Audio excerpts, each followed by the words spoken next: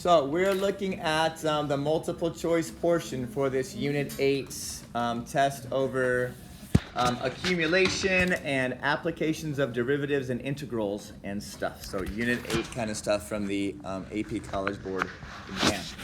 So number 1 says we have a particle motion, right? And we're moving along this place at this speed for this time. Okay, it gives us an initial value. When x equals 2 at time t equals 0, what's the position of the particle at t equals 1? Okay, so this is our classic integral problem. We're going to take the integral from 0 to 1. Right, we know what the time is at 0. We're looking for the time at 1 of our velocity function. So the antiderivative of velocity is position. Okay, so that's how we know to do a integral, because we're given velocity and asked for position. Okay, 0 to 1 equals, the fundamental theorem of calculus says, that equals the position at time 1 minus the position at time 0. So we set up this nice equation that we can now solve. Okay, so this part is an antiderivative, right? We're going to take the antiderivative of 3t squared plus 6t, which is just t cubed plus 3t squared, and evaluate it from 0 to 1. Now, the position at time 1 is what we are looking for, and the position at time 0 is 2. So there's a 2 that goes here. Okay, so now we have to solve this, or rather, I guess, figure out what 1 cubed plus 3 is. So 1 plus 3, when you plug in 1 minus 0 plus 0, that's just 0. So 4 equals p of 1 minus 2. So position at time 1 equals? 6. Is that an option? Yes, sir. Yes, it is. Okay, so whenever we're given velocity and asked for position, we're taking the integral of your velocity from your two given times, and you're going to solve for the position at whatever time is missing when you're given that initial value. Okay, number 2, calculator not allowed. We have a particle moving in a straight line with a constant acceleration of 3 meters per second. Okay, so that's good to write down that we have an acceleration. Acceleration equals 3 meters per second per second. If the velocity is 10 meters per second when time, so that's the velocity at time 2 equals 10, right? Velocity as 2. How far the distance, right? So we should be thinking integral. The integral of the velocity is your total distance traveled. Absolute value, right? If you want total distance, not net distance. During the time interval, when the velocity increases from 4 meters to 10 meters. Well, crap, we got to know when that starts, don't we? So we don't know the lower bound for your t. We know that 2 is in there somewhere, right? That might be the lower bound, that might be the upper bound. So first we have to find velocity. So what's the velocity equation? Well, we know that velocity is the integral of acceleration. Right? Velocity is the integral of acceleration. So if we integrate both sides, the integral of acceleration is velocity. And this is 3t plus c. 3t plus, right, some c value. So let's see, what do we know, what do we know, what do we know?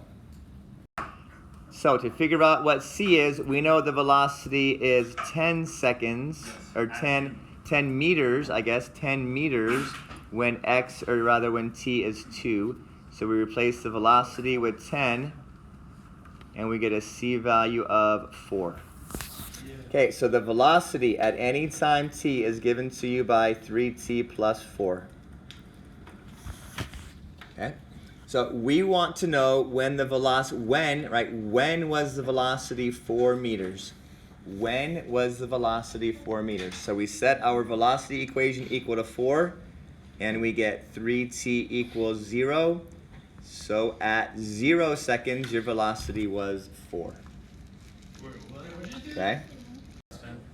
So now we can finally get to the business of finding our how far does it go.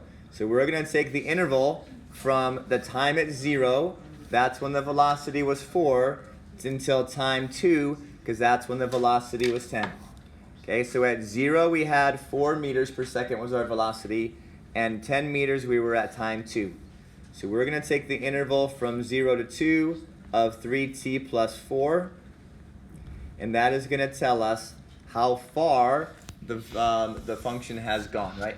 We don't have to worry about the absolute value because 3t plus 4 to the right of 0 is positive, right? When you plug in 0, you get a 4 value, so we don't have to worry about it being negative at all. So this is just 3t squared over 2 plus 4t. Plugging in 2, right? We're going to replace from 2 to 0. So 2 squared is 4. 4 times 3 is 12. 12 divided by 2 is 6, plus 4 times 2 is 8. 6 plus 8 is 14. Okay, so there was kind of a lot to that problem. Okay, we had an acceleration of 3, so we took the antiderivative of acceleration to give us velocity. We used that velocity was 2 when, or velocity is 10 at time 2 to solve for C, your initial condition there. And then we figured out when the velocity was 4 because that's what we needed for our interval to find the total distance traveled. Okay, that's kind of a lot. Okay, number 3. The position is given to you as a function on the x-axis, average velocity. Okay, so average velocity is the position at time 3 minus position at 0, right? This is a slope. So p of 3 minus p of 0 over 3 minus 0, right? Average velocity. Average velocity. So we have position at time 3. Okay, so what is position at time 3? That's negative 5 times 9, which is negative 45, minus position at 0, which I guess is just 0, over negative 3 minus 0, right, over 3. So negative 45 divided by 3 has an average velocity of negative 15. Let's look at number 4. On number 4 here we have a table of values. It's velocity, right? This is all velocities, which are the slopes or the derivative of position. Okay? So we're looking at the slope. So we know that at 0, the slope is less than 0, which means your graph is decreasing. Okay? Your function is decreasing because your first derivative is negative. And then here we have an increasing and an increasing, and at 3 we're going to have a max, right? Because at 4 it's now decreasing again. So when our function changes from increasing to decreasing, we of course have a horizontal asymptote, right? A tangent line that's 0 slope at positive 3. So let's see. Nope, this one is not because we don't have decreasing at 0. This one is not because, right, this is a velocity, so it's a slope is increasing, and it's not 0 at 3, it's 0 at 2, so we can throw that one out. Here, this is okay. We have it below the graph, so that's good, and we have a horizontal tangent at 3. That's nice. This one seems to be a little bit too much in here, right? We don't have a slope of 0 at 1. So that means this one is no good. And so our answer is going to be C, the only one that makes the most sense. Remember, your table is a velocity or a derivative table. So we're looking for where our graph is increasing, decreasing, and has a max. Okay, number 5, calculator allowed. Here we have a velocity function, and we're looking for acceleration. So hopefully you know that acceleration is the derivative of velocity. So let's take the derivative of this function, shall we? Okay, what's the derivative of 3? 0. Nothing. And then 4.1 is our coefficient, so we leave that. What's the derivative of cosine? Negative sine of 0.9t. And then what is the derivative of your parentheses? What's the derivative of 0.9t? 0.9. Okay? So this is the chain rule. Every time we have a trig, we do the chain rule in order to figure it out. Okay, so we have 0.9 times 4.1. That is our coefficient there, and it's negative, right? We have to have it be negative. Negative 3.69 times the sine at 0.9t. And all we do is we plug 4 into this. Plug 4 into that. I multiplied 0.9 times 4.1 and got negative 3.69. That's 90% of 4.1. And when you plug this into your calculator, we get 1.633 as the answer. Okay, so here we're at number 6. Number 6 is a FRQ, that is a calculator active FRQ. Okay, so we're asking questions about these two runners. One runner is given to you by a graph. Okay, the graph is for runner A, and runner B is given to you by an equation. Okay, so this is runner B's deal, and this is runner A. So this is his acceleration, his velocity. So he increases his velocity for 3 seconds, and then he runs at a constant velocity for the rest of the time. So part A says, find the velocity of runner A and velocity of runner B at time t equals 2. So here we have runner A's velocity, right, at somewhere here. So we want to find the, we're going to find the equation of that line, right? Velocity is the equation of that line. So we're going to use slope, rise over run. This has a y value of 10 and an x value of 3. So the formula to find runner A's, the velocity of runner A, that's really not what it says, velocity at A. Let me rewrite this. This is ridiculous. The velocity of runner A at time 2 is 10 over 3 times t. Right, from 0 to 3, that's his velocity. So we plug in a value of 2, and we get 20 over 3, or 6.666 meters per second.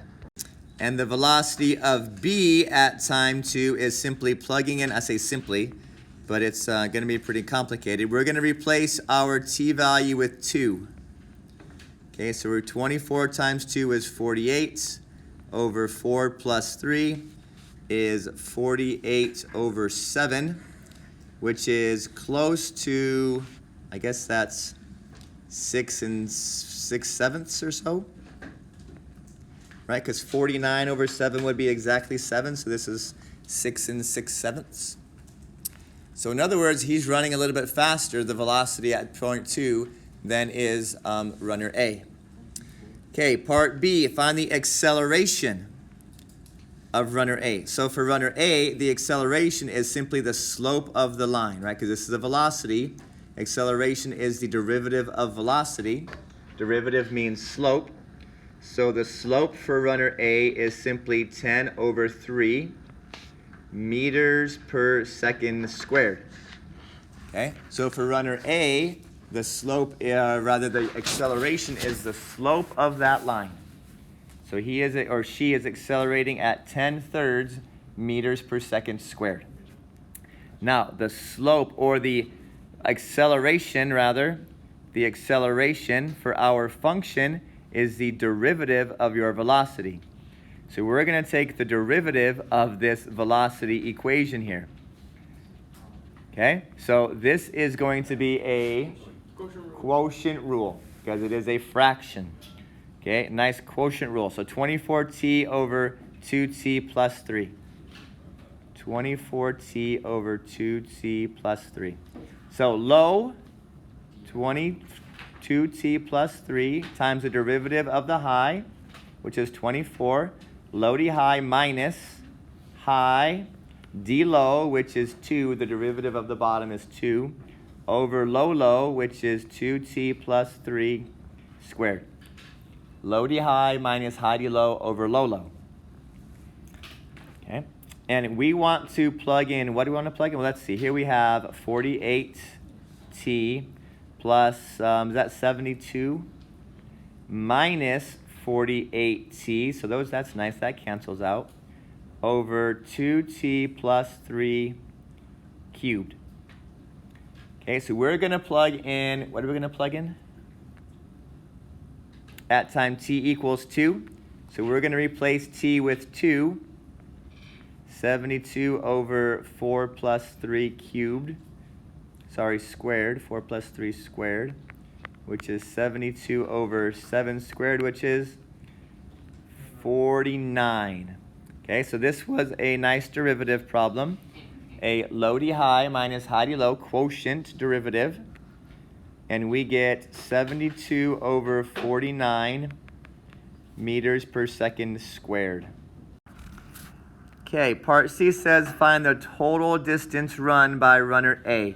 So that is the integral from 0 to 10 of your velocity function. Okay, so for our case, for runner A, right, the total distance for runner A, we're going to find the area under your curve. So we have a triangle with a height or a base of 3 and a height of 10, which means we're going to have an area of 15. And then we have a rectangle with a height of 10 and a length of 7. So the area is 70 for our rectangle, and the area is 15 for your triangle. So 70 plus 15 is 85. So runner A ran 85 meters in that 10 seconds. Now runner B. Okay, for runner B, we have to take the same, now we're going to do the integral from 0 to 10. But now we have a velocity function, 24t over 2t plus 3 dt. Okay, so now this becomes the hard part, right? How do we take the integral of that rational function? Well, we'd have to use, first of all, we're going to have to do long division, because the top power is the same as the bottom power. Right, so we have to use long division first, and then we would do all those wonderful rules that we use to do that, okay? So I'm going to pause the video and do all of that, and then we'll come back in a couple of minutes once it's done.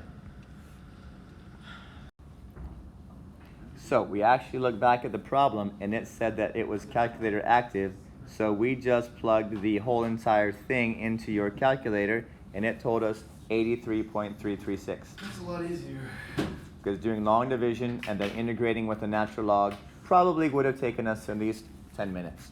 But my calculator made it about 36 seconds.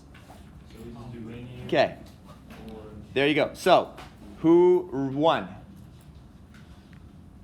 In the 10 seconds, who went farther? Runner A did. Runner A went 85 meters and runner B went 83.336. Okay, number 7. A particle moves along the y-axis. Okay, so don't be disturbed that it's not the x-axis. You just positive derivatives go up and negative derivatives go down. Okay, positive direction is right and up. Negative direction is left and down. So here's your velocity function. In which direction is the particle moving at t equals 1.5? So all we're going to do is find the velocity at 1.5 and see if it's positive or negative. So we're going to, of course, use our calculator because I don't know what the sign at 2.25 is going to be. So our calculator will help us out here. Okay, so I know that because the velocity is positive, right, it's a positive value, 1.167 is positive, that means the particle is moving up in the positive direction. So it's on the y-axis, it's moving up because it is a positive value, right? The derivative tells you whether it's moving positive direction or negative direction based upon the positivity of that derivative. If it was the x-axis, you would be going to the right, correct. Part B, find the acceleration of the particle at time t equals 1.5. So remember, acceleration is the derivative of velocity. So we're going to take the derivative of this in your calculator, right? We're going to do math for 1 and have it do the derivative for us. And then we're going to plug in 1.5 and we're going to come back and tell you what that answer is. Okay, so we took the derivative using the product rule. So here t is your f function and sine t squared is your g function. So f prime was 1, so 1 times sine of t squared plus t times the derivative of sine t squared, which is cosine t squared times 2t. So this is your derivative or your velocity function. And now we're going to plug in 1.5 in for t. Okay, so when we plug in 1.5 for t, we get negative 2.049 in my calculator. Okay, so that means that the velocity is decreasing. So it asks, is the velocity increasing? The answer is no. The velocity is decreasing at t equals 2 because the acceleration is less than 0. Okay, so acceleration is less than 0, so velocity is not increasing. Okay, part C, y is a position, and we have our given value. So we're going to take the integral from 0 to 2, right? That's the x value here and the x value there, of our velocity function, which is t sine t squared dt, equals the position at 2 minus the position at 0. Okay, so we're going to get this much from your calculator. We know that y of 0 is 3, so we can solve this equation for y sub 2. Okay, so I'm going to do that real quick, and I'll be right back. So this much is 0.827. 0.827. So then when we add 3 to both sides, I get the position at 2 equals 3.827. Okay, 3.827. Now the last one, the total distance, that's the integral of the absolute value of the velocity from 0 to 2, okay? Because it could be going left, it could, up or down, right? It goes up a cup, it could be going down, all those different things. So when we take the absolute value of your velocity, the calculator gives me an answer of 1.173 meters, maybe, or maybe units. I'm not sure it's meter, but it's definitely units. Okay, so total distance is an absolute value, whereas position is just an integral. Okay, so there are some connections between integration and antiderivatives and regular derivatives, area under the curve, and all that fun stuff. So hopefully you'll do great on your test. Goodbye.